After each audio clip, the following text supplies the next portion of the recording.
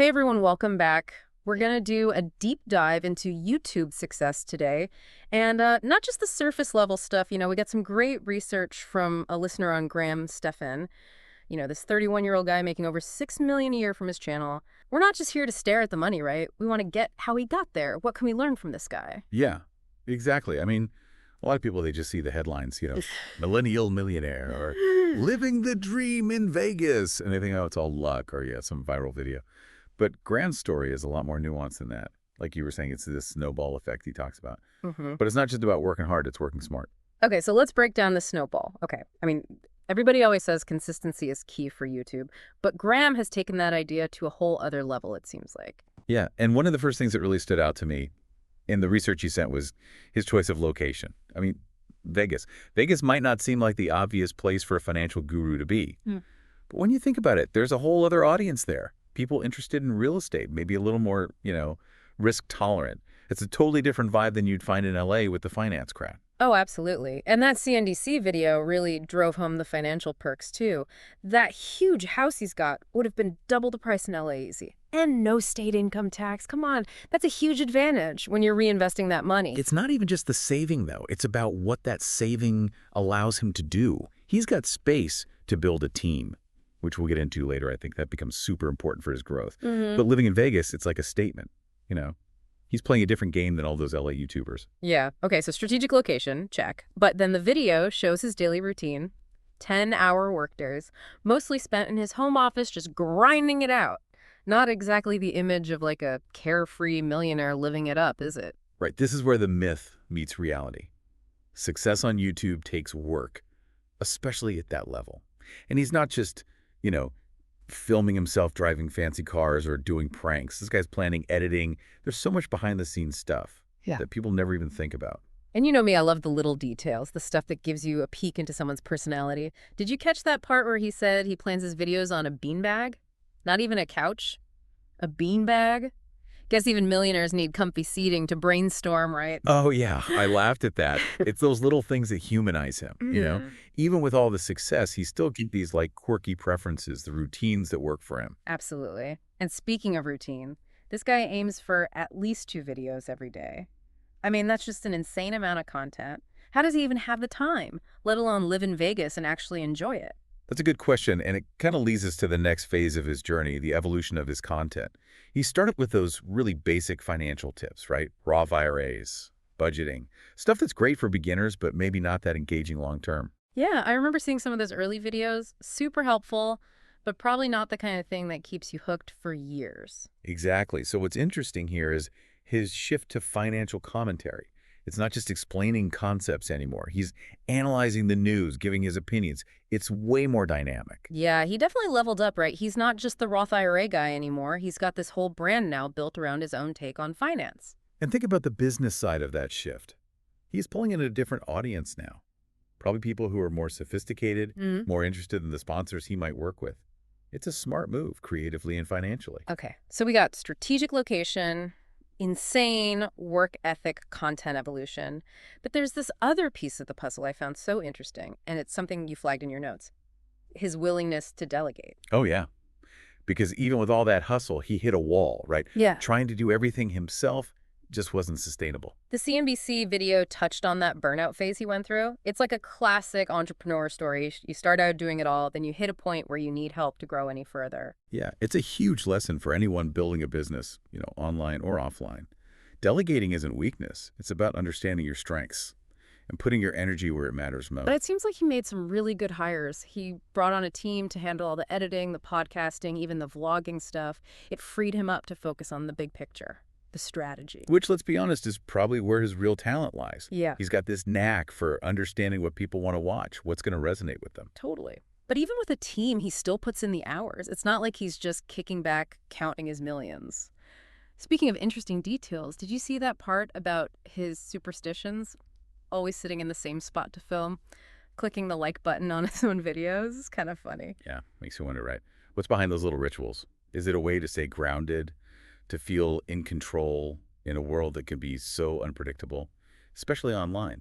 It is funny. Cause for a guy who seems so driven, so focused on growth and all the numbers, these little quirks make him seem almost vulnerable in a way.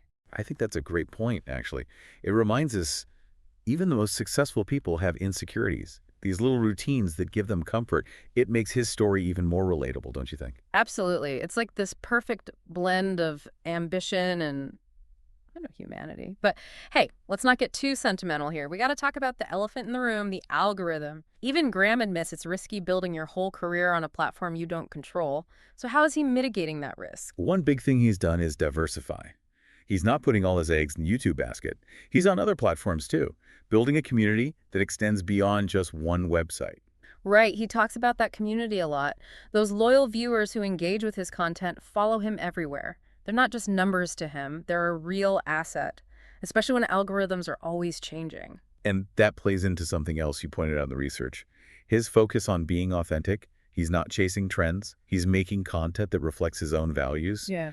his genuine interest in finance, and people connect with that. It's like he's built this brand that's bigger than any one platform. It's about him, his perspective, his way of making complicated stuff easy to understand. Exactly, and that takes us beyond just YouTube strategies. Yeah. Now we're talking long-term business thinking. This guy's not just a content creator. He's building a whole media empire step by step. This is where it gets really interesting. Because now we're not just talking about views and subscribers.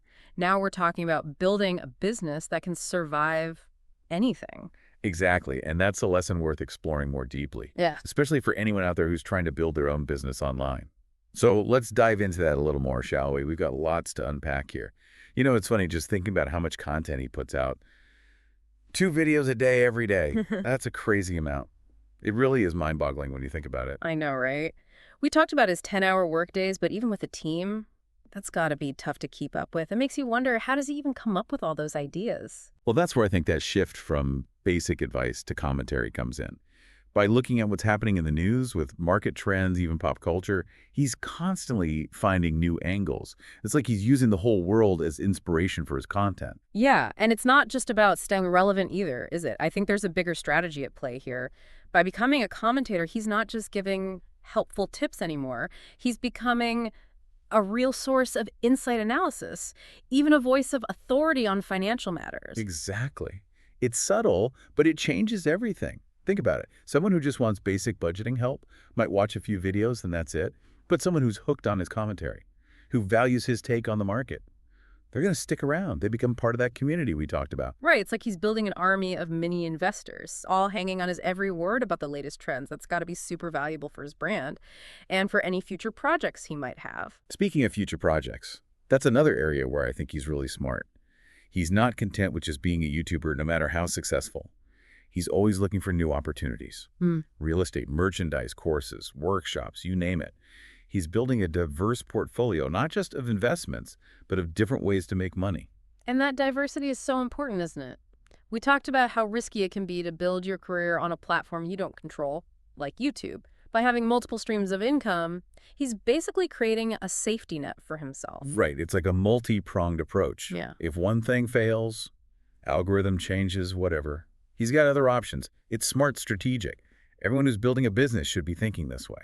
But it's not just about doing a million different things, is it? There's a risk of spreading yourself too thin, losing focus, watering down your brand.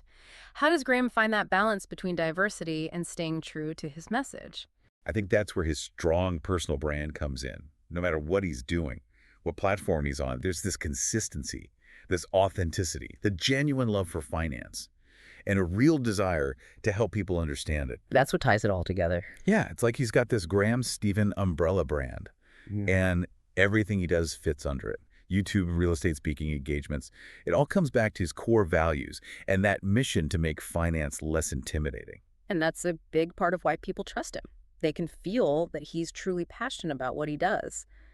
And that's contagious. It pulls people and keeps them engaged. It's what drives his success.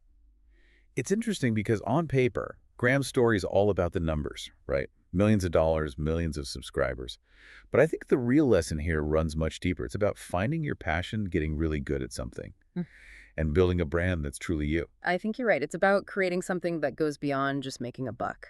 It's about impact community, leaving a legacy. It's about that sweet spot where your talents, your interests, and what the world needs all come together.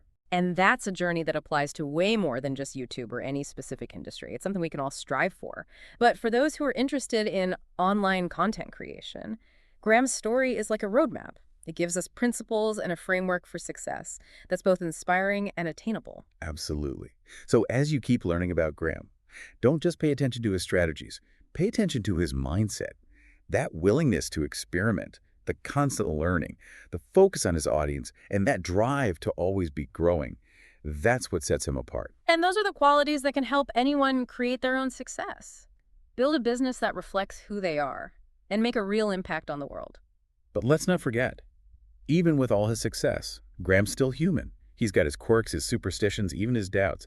And I think that reminds us that the path to success isn't always smooth. There will be setbacks, challenges, times when you question everything. Yeah, and that's totally normal. It's all part of the journey. What matters is that you learn from those experiences, that you keep growing and keep moving forward, because success isn't a destination, it's a direction. Exactly. So as we wrap up this part of our deep dive, I want to leave you with a question to think about. What's one thing you can do today, right now, to take a step towards your own definition of success? Maybe it's something small, like reaching out to someone you want to collaborate with.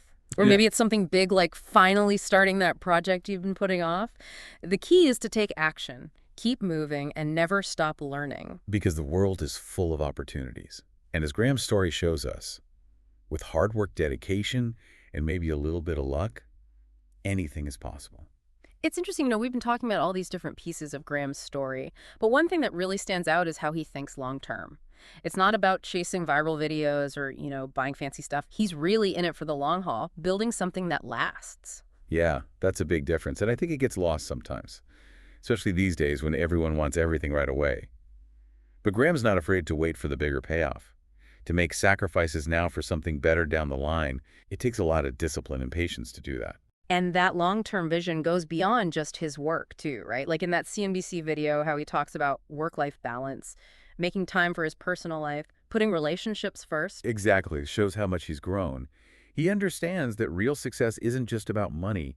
It's about having the time and energy to actually enjoy life, to have strong relationships, to do things you love outside of work. It's like he's figured out that money is just a tool. It's not the end goal. The real goal is to build a life where you can pursue your passions, spend time with people you care about, and make a positive impact on the world. And I think a lot of people struggle with that, trying to find that balance between work and life, especially as things get busier and more demanding. So for our listener who's been digging into Graham's story, I think there's a really important takeaway here. It's not just about copying what he does with his business. It's about adopting his mindset, that focus on the long term, making your well-being a priority, and making sure your actions match your values. It all comes down to asking yourself the right questions. What kind of life do I really want? What am I willing to give up now to get there?